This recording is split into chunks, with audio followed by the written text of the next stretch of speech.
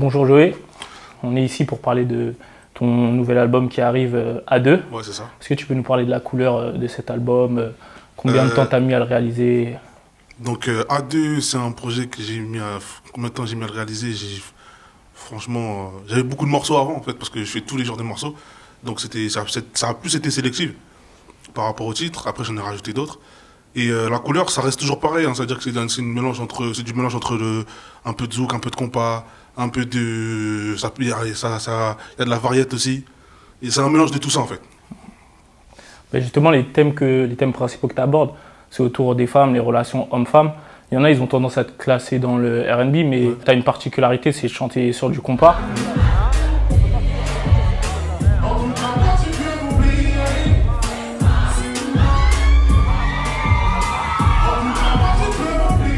Comment tu définirais vraiment ton style?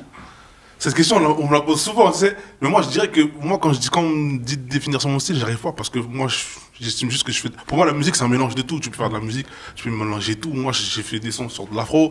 Tu vois, j'ai mélangé de l'afro avec de la variété. Aujourd'hui, c'est ce qui se fait en vrai de vrai. Parce que ce qu'on fait, nous, franchement, c'est de la variété en soi. On l'a juste mis à notre sauce. Mais tu mélanges de l'afro à du zouk à de la dancehall, tu vois. C'est un mélange. Pour moi, la musique, en vrai de vrai, c'est un mélange. Donc, j'ai pas de style défini. Ça me pousse à revenir sur tes débuts. À quel moment tu t'es dit, je vais chanter sérieusement? En plus, on est ici de quartier. Donc, c'est pas forcément la première chose qu'on va se dire. On va peut-être se dire, je vais faire du rap. Bah, au début, je faisais du rap. Ouais. Au début, je faisais du rap. Alors, quand j'étais petit, à l'ancienne. Mais quand je me suis dit, je vais chanter, parce que ça s'est fait au feeling. Hein. Je faisais que des instrus à la base sur Internet. Alors on m'a dit chante un peu, j'ai essayé de vite fait de faire un petit couplet, un petit truc. On m'a dit de chante pas assez, donc j'ai chanté plus. Alors on m'a dit vas-y continue à chanter, c'est très bien comme ça. Donc quand je continue à chanter, après j'ai dit vas-y pourquoi pas. Okay. Qui fait que ça donne ça. Comme je disais, ta particularité aussi c'est d'utiliser beaucoup de sonorités compas. Il y a des artistes comme Alan KV, Harley La Rivière, Karimi, Tabou Combo. Est-ce que c'est des artistes qui influencent ta musique? Tous les artistes que tu as cités, encore plein d'autres, j'en ai écouté beaucoup. J'ai beaucoup écouté. Dans le compas, c'est ce qui m'a influencé vraiment pour de vrai, ça sert à rien de mentir. Parce que j'ai écouté beaucoup ces artistes qui sont très forts d'ailleurs. Mais en soi, de toute façon, j'écoute tout. Hein. J'écoute grave de la musique et toute la musique m'influence, des histoires m'influencent, plein de choses m'influencent. Pour revenir sur ton album, le premier extrait que tu as balancé, c'est le clip Impossible. Ouais.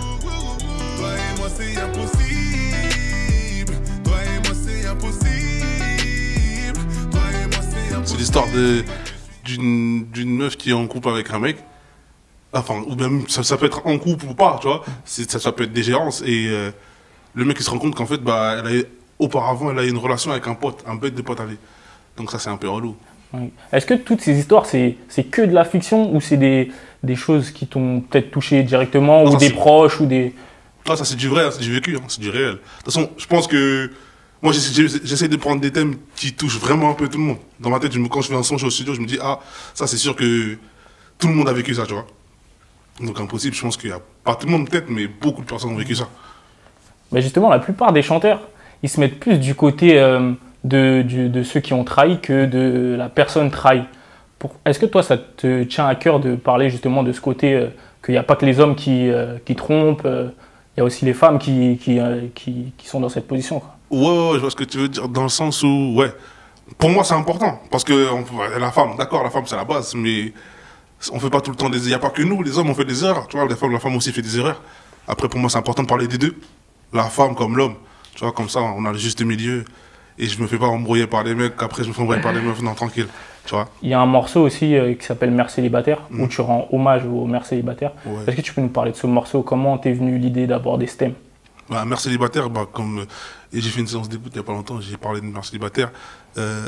C'est un thème j'étais obligé de le faire parce que, comme je disais, ma mère, moi, elle m'a élevé pratiquement toute seule. Mon père, il a été là, mais elle m'a vraiment aidé toute seule, elle m'a vraiment élevé toute seule. Et c'était important pour moi de faire ce morceau-là parce qu'aujourd'hui, il y a beaucoup de mères célibataires et j'ai pas d'enfants. Moi, je sais que c'est très dur d'élever des enfants toutes seules, surtout pour une femme. Donc pour moi, c'était très important de faire un son comme ça. Quand tu vois ce type de schéma, justement, est-ce que toi, tu te dis c'est des choses que tu veux pas reproduire? Comment tu vois justement un schéma familial? Schéma familial, moi, comment je vois la chose? Moi, je t'explique ça. Donc je t'explique moi comment je vois. bah, tu te mets en couple avec ta meuf, tranquille, vous restez ensemble maintenant. T'emménages, parce que je sais qu'il y a des gens qui vont dire, la suite logique que nos parents veulent, c'est le mariage, et après le mariage, t'emménages. Ah, non, je suis pas d'accord. En vrai, moi, maman, tout ça, désolé, je suis pas d'accord. Parce que pour moi, je peux pas me mettre avec une personne, j'ai pas vécu avec elle au quotidien. C'est-à-dire que je me marie, après 2 semaines, elle va laisser ses chaussettes par terre, c'est infernal, tu vois pas, tu vois. C'est pour ça que j'estime que moi, je vais d'abord habiter avec la personne, après, faire des enfants s'il faut, après le mariage, parce que le mariage, c'est une chose que je vais faire une seule fois dans ma vie, pas deux. C'est-à-dire, si je me marie, c'est pour la vie, sinon ça sert à rien de se marier. Faut être vraiment sûr. Vraiment sûr, tu vois. Quand t'as fait 10 ans, 11 ans avec cette personne-là, bon, t'as déjà des enfants, tu vois que ça va tout droit, bah c'est bon. Viens, on se marie, tu vois. Pour moi, en soi, le mariage, c'est sur un bout de papier, c'est pour officialiser, mais en soi, t'as la personne, t'as des enfants avec elle, tu l'aimes, elle t'aime, tu sais, vous le savez. Donc, pas besoin de se marier, en soi, tu vois. Je dis pas que c'est pas important, le mariage, c'est très, très, très important pour moi, mais c'est un bout de papier, quoi. C'est officiel pour moi. Parce qu'il y a des gens qui sont en couple, ça fait 2 semaines, tu vas les voir, t'as l'impression qu'ils sont en couple, ça fait 3 ans, tu vois ce que je veux dire? Pour moi, c'est plus ce que t'as vécu avec cette personne-là, tu vois.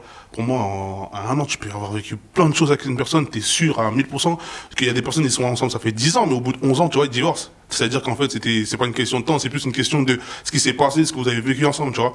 Donc ouais, c'est pas le temps, c'est plus ce que vous avez fait ensemble. Dans le dernier son de l'album, on dirait que tu règles un peu tes comptes. Finalement, est-ce que tu penses que le succès, ça change la personne ou c'est les personnes autour qui changent à cause du succès? Bah regarde, moi déjà, je dirais pas succès parce que moi c'est un mot que je déteste, ça, succès, tu vois. Mais dans ce que tu entreprends, quand ça commence à marcher, on va dire, quand ça commence à marcher, t'as des gens qui seront pas cordés avec toi. C'est-à-dire que si eux ils font un truc et toi tu fais un truc, ton truc il marche, eux ça marche pas, mais ils vont tout faire pour te mettre des bâtons dans les roues. Et ça c'est souvent les gens qui sont proches de toi, mais vraiment vraiment proches, les plus proches. Ça va commencer de ta famille, après ça va s'élargir. Les amis, après les gens que tu rencontres au fur et à mesure. Et voilà, c'est dommage, mais c'est comme ça. Est-ce que tu as eu beaucoup le sentiment de ne pas être soutenu dès le départ? Non, au contraire, moi j'ai eu le sentiment de vraiment être soutenu jusqu'au jour d'aujourd'hui. Je m'en rends toujours pas compte, tu vois. Tout ce qui arrive là, c'est vraiment, il me donne vraiment une force incroyable. Et ça, je le remercie, je le remercierai tous les jours. Aujourd'hui, on peut dire que tu as un style propre à toi, mais dans le dans le projet précédent, tu as fait un son Mon Flow. En gros, tu disais un peu que les artistes, ils te copient. Est-ce que si je m'achète une paire, tu vas faire comme moi? Oh, tu vas faire comme moi. Est-ce que si je fais un gosse, tu vas faire comme moi? Oh, est-ce que tu vas faire comme moi? Tu veux, je peux te prêter mon flow, mon flow. C'est un fait que tu as remarqué, ou bien c'était plus de l'ego trip? Non, ça c'était un peu des deux. Hein. Ça, ce son, je l'ai fait parce que c'était un truc qui m'était arrivé. Sur le moment, je suis parti au studio, j'étais énervé, donc j'ai fait ce son-là. Mais ça arrive souvent. Après, des fois, les gens ils le font inconsciemment. Mais des fois aussi, les gens sont sans pudeur, ils y vont, ils copient. Mais si tu te copies en ça, c'est que tu fais du lourd. Donc, tranquille, tu vois. J'ai changé d'état d'esprit. Avant, j'étais énervé, maintenant, je suis tranquille, je me copie, c'est pas grave, c'est lourd, frère. C'est déjà arrivé qu'on te compare aux autres artistes qui abordent les mêmes thèmes. Ouais, toi, comment tu le perçois? Est-ce que c'est quelque chose qui te dérange? Non, ça me dérange pas en soi. C'est une bonne comparaison. On me compare à des Dadju, à des Taïk, tout ça. Et tout ce qu'ils font, c'est lourd, tu vois. C'est très très lourd. Donc, on est 3, on est 4, on est 5, on se compare. Si tu fais du lourd, si tu me compares à quelqu'un qui fait du lourd, ça me dérange pas. Mais après, si tu me compares à quelqu'un, tu vois, là, je dis, oh, toi aussi. Pour résumer, ton album, il sort le 29. Tu fais La Cigale le 31 et c'est déjà complet. Oh, ouais. À quoi on peut s'attendre? Comment tu prépares ce show? Est-ce que tu appréhendes? Non, j'appréhende pas, mais je sais que je vais apprendre. La dernière semaine, ça va commencer à être chelou dans ma tête, je sais. Parce que moi, je suis un mec, je suis au tac, ça veut dire, dès que ça arrive 2-3 jours avant, je commence à me poser des questions et tout et tout. Mais bon, là, c'est juste que La Cigale, c'est des gens qui sont venus, qui ont payé pour venir me voir, tout ça, là. Donc je pense que ça va très très bien se passer. En tout cas, il y a des répétitions, je fais des répétitions là. Il y a un gros show, il y aura des artistes invités, des guests, tout ça. Ça va très bien se passer. Toi, comment tu gères le stress avant de monter sur scène? Franchement, je vais te dire la vérité, personne ne me croit quand je dis ça, mais je stresse jamais. Parce que moi, j'y vais au tac, je me dis, vas-y. À partir du moment où moi, je mets un pied sur la scène, bah, vas-y, c'est parti. Je peux plus faire marche arrière, donc ça sert à rien de stresser en soi, tu vois. Moi, je stresse pas. J'ai cette chance-là de pas stresser. C'est naturel, direct. Ouais, c'est du direct. On a pu te voir aussi en première partie de Runtown, là, dernièrement. Ouais. Est-ce que tu peux nous parler du show? C'était comment? Bah, celui-là, tu vois, j'appréhendais. Je disais à mon équipe, non, c'est pas trop le même style de musique, vous êtes sûrs, les gars? Ils étaient chauds, non. Je dis, bah, vas-y. Je suis arrivé, c'était incroyable, dinguerie. Les gens, ils étaient chauds, ça chantait mes sons, ça, non. Moi-même, j'étais choqué. Après, je commence. Alors, c'était pas forcément ton public à toi. Dans ma tête, je me suis dit, finalement, tout le monde. C'est plus afro, ça, tu connais, moi. c'est plus un truc de danse, tu vois. Mais en fait, j'étais chaud pétant, franchement, ça m'a choqué de ouf. Hey, je veux pas t'humilier, donc ne viens plus m'harceler. Ouais, je t'ai oublié, parce que tu m'as grave saoulé. Donc j'ai dû trier, parce que vous êtes grave sonné. Mets-toi devant la caisse, sans aucun doute, je vais te cartonner. Tu m'as fait perdre du temps. Le son Tu peux m'oublier, je crois que c'est ton son le plus vu sur YouTube. Ouais, c'est ça, ouais. Quand ça a pété, est-ce que tu t'attendais à un tel engouement autour Non, du son ou du tout, du tout. Moi, de toute façon, tout ce qui va m'arriver là, jusqu'à ce que je serai au sommet, pour moi, je m'attends pas, tu vois.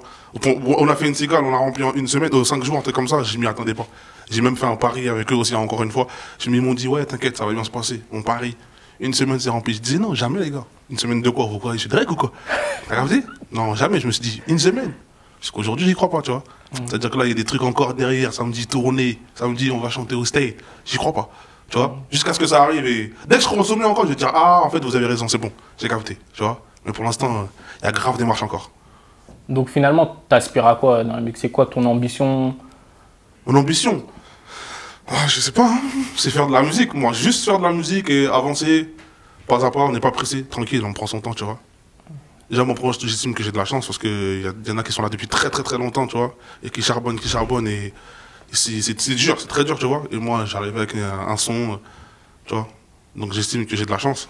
Après, voilà, on va continuer, on va persévérer. J'aime beaucoup la production. Là, on a créé notre label, notre structure Def Empire. On a plein d'artistes, Larry, qui est un membre de mon groupe. Il y a Curtis aussi, il y en a plein d'autres. Il y a des beatmakers, on a un label. Et on va développer tout ça au fil du temps. Cette année, ils vont sortir leur projet et je serai présent sur leur projet, structure, tout ça. On est tous ensemble, c'est une équipe, t'as vu. Donc ça veut dire qu'on va sûrement signer d'autres artistes aussi parce que j'aime vraiment, vraiment la production, travailler avec des gens, tu vois. Il y a grave des gens qui sont talentueux, surtout, il y a grave des gens qui chantent, tu vois. Et voilà, produire, c'est mon ambition, ouais. Forcément des gens qui chantent ou ça peut être des rappeurs ou même Rappeurs, des gens qui sont pas du tout dans le même style. Franchement, je veux dire la vérité, moi j'ai envie de mourir de ouf. Ça veut dire que ça peut être chanteur, juste foot parce que je suis pas un agent, tu vois. Mais même comédien, tu vois. Si je kiffe le cinéma. Si on peut signer 2-3 acteurs, tu vois, on les développe et ça devient des, tu vois. Ils travaillent avec Steven Spielberg, c'est lourd, tu vois. Non, j'aime bien le business. Il y a plein de choses à faire en fait. Du coup, qu'est-ce qu'on pourrait te souhaiter pour la suite? Ah, le meilleur, hein.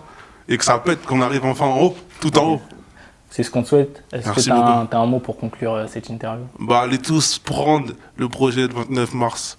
Il sera disponible partout, à la Fnac et partout, streaming de ouf. Voilà.